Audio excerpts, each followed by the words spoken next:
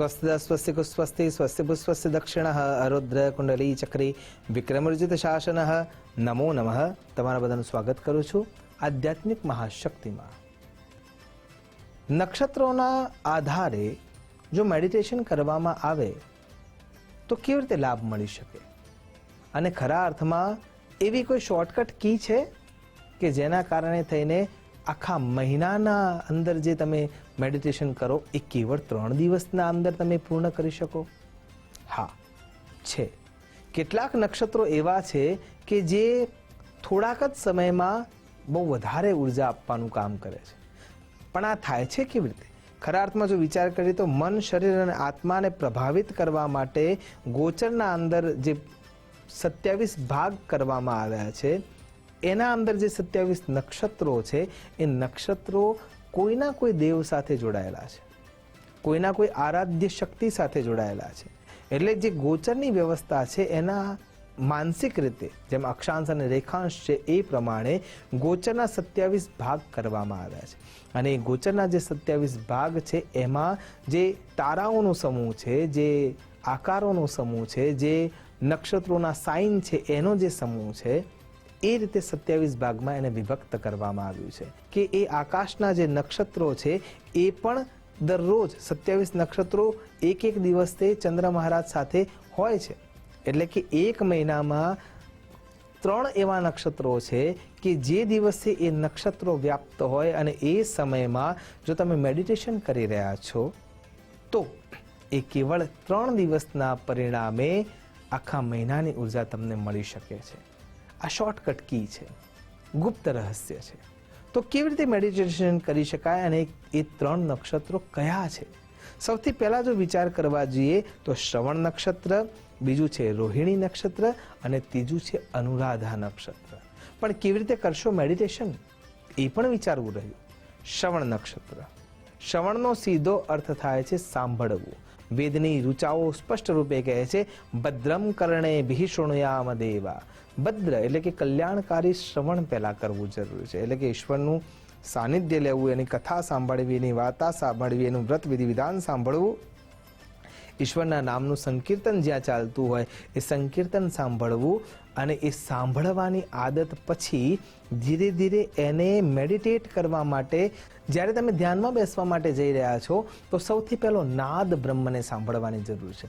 એટલે કે જ્યારે તમે ઓમકારનો નાદ કરી રહ્યા છો, ઓમકારમ બિંદુ સંયુક્તમ નિત્યમ ધ્યાયંતિ યોગિનઃ કામદમ મોક્ષદમ ચૈવ ઓમકારાય નમો નમઃ, એ જે પ્રણવ છે એ પ્રણવનો જ્યારે તમે ઉચ્ચારણ કરી રહ્યા છો તો અ, ઉ અને મ જે ધ્વનિઓ તમે બોલી રહ્યા છો એ ધ્વનિઓ તમારા કાન સુધી જાય એ પ્રમાણે તમારે એને બોલવાનું છે.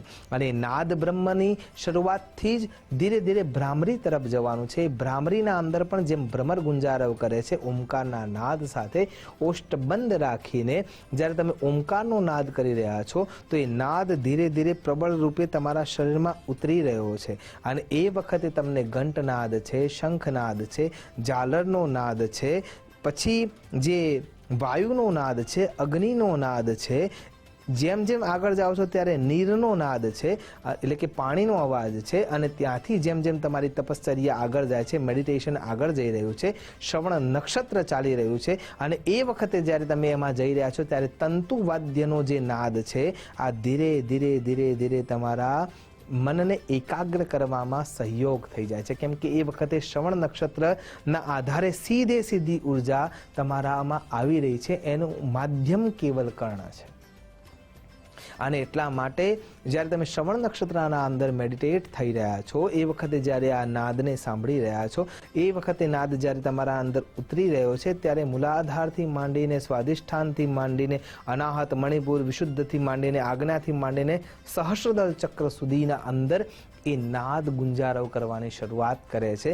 અને જે અધ્યાત્મ જગતમાં પ્રગતિ કરવા જઈ રહ્યા છે એમને શ્રવણ નક્ષત્ર ચાલતું હોય અને જ્યારે મેડિટેટ થઈ રહ્યા છે ત્યારે આ નાદ બ્રહ્મના માધ્યમથી એમને શાંતિ મળી રહી છે, એમનું મન શાંત થઈ રહ્યું છે અને કેવલ ગુંજારવ અંદર અનુભૂત થાય છે. ત્યારબાદ આવે છે બીજા નંબરમાં રોહિણી નક્ષત્ર. રોહિણી નક્ષત્ર છે એ પ્રેમનું પ્રતીક છે. ચંદ્ર મહારાજ સૌથી સારી અવસ્થામાં, સૌથી પ્રકાશિત અવસ્થામાં, સૌથી શ્રેયસ્કર અવસ્થામાં પોતાની પત્ની રોહિણીને વધુ પ્રેમ આપે છે, એટલા માટે એ પ્રેમનું પ્રતીક છે. પણ જ્યારે એ પ્રેમ વરસી રહ્યો છે રોહિણી નક્ષત્ર સાથે, કે રોહિણી નક્ષત્રના રૂપમાં જ્યારે એ વહી રહ્યો છે, ત્યારે કલ્પના શક્તિ થકી મેડિટેશન કરવાની શરૂઆત કરવી પડશે.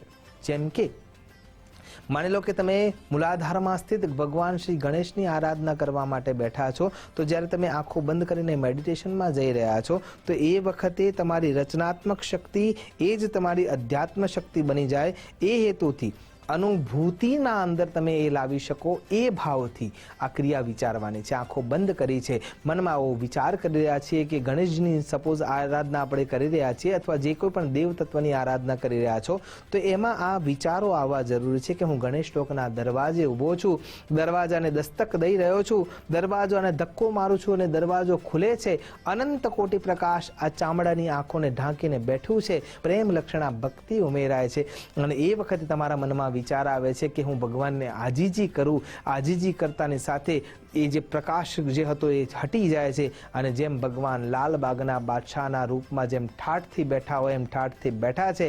એ વખતે આપણે નજીક પહોંચીએ છીએ ત્યારે ખબર પડે છે કે ભગવાનની જમણી જંઘા પરમાં રિદ્ધિ બિરાજમાન છે, ડાબી જંઘા પરમાં સિદ્ધિ બિરાજમાન છે. લક્ષ્ય અને લાભ એમના પગ દબાવી રહ્યા છે. એમની દીકરી સંતોષી એમને ચામર ઢોળી રહી છે. જય અને વિજય એમના માટે પુષ્પ અને ફળની તૈયારી કરી રહ્યા છે. ચારેય બાજુ શંખનાદ વાગી રહ્યા છે, ઝાલરોનો નાદ વાગી રહ્યો છે. જે પુષ્પો જય વિજય લઈને આવી રહ્યા છે એમાંથી અત્યંત માદક રૂપે સુવાસ વ્યાપ્ત થઈ રહી છે. અને આ દેદીપ્યમાન અવસ્થામાં આપણે ભગવાનના આગળ જઈને દંડવત પ્રણામ કરીએ છીએ અને મનમાં કલ્પના કરી છે કે હે પ્રભુ, તમે મારા માનસના અંદર પગલાં માંડો, અને મારા માનસના અંદર જ્યારે તમે પગલાં માંડશો ત્યારે એ માનસ ગણેશ લોક થઈ જશે. અને જ્યારે તમારા મનમાં આવી શ્રેયસ્કર કલ્પના રચાય છે મેડિટેશનના ભાગમાં કે એ રૂપમાં, ત્યારે સમજવાનું કે એ અનુભૂતિમાં ઉતરી રહ્યું છે, અને રોહિણી નક્ષત્ર ધીરે ધીરે તમને એ મેડિટેટ કરવામાં મદદ કરી રહી છે. એ જ રીતે જ્યારે ત્રીજું નક્ષત્ર છે જે અનુરાધા નક્ષત્ર છે, જે મિત્રતા, પ્રેમ, સેવા અને ભક્તિનું પ્રતીક છે, ત્યારે જ્યારે તમે અનુરાધા નક્ષત્ર ચાલી રહ્યું છે અને એમાં મેડિટેશન કરવા માટે બેસો છો, તો હવે એમાંથી ભગવદ કૃપા પ્રાપ્ત થાય છે એ વિચારવાની વ્યવસ્થા શરૂ થાય છે.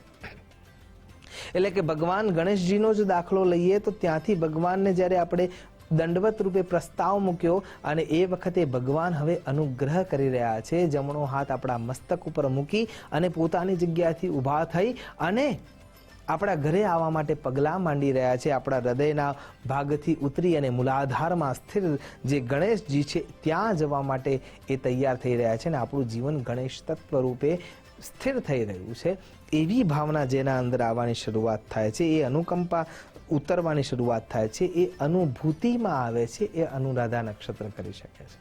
કહેવાનો અહીંયા અર્થ એ છે કે જે અનુગ્રહની ભાવના તમારામાં આવે છે, એને એ અનુગ્રહ જ્યારે તમે બેઠા છો ત્યારે એ મેડિટેટ થતાં થતાં, ચાહે એ તંતુવાદ્યના શ્રવણ માધ્યમથી તમે લીધું છે, કે પછી રોહિણીના પ્રેમ લક્ષણા ભક્તિથી તમે પ્રાપ્ત કર્યું છે, અથવા અનુરાધા નક્ષત્રના અનુભૂતિના ભાગમાં તમે પહોંચ્યા છો, કેવળ આ 3 દિવસની આરાધના, ઉપાસના અને મેડિટેશનથી તમે આખા મહિનાની ઉર્જાને સરળતાથી પ્રાપ્ત કરી શકો છો.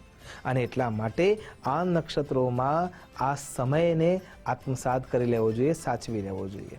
આશા કરું છું સુયોગ્ય મેડિટેશન દ્વારા તમે પોતાની જાતને શુદ્ધ કરી શકશો, ચેતનાના અંદર પરોવાઈ શકશો, અને તમારી ચેતના ઈશ્વરની ચેતના સાથે જોડી શકશો. એ જ અભ્યર્થના સાથે નમસ્કાર. અસ્તુ સદા શિવોહમ. નમો નમઃ.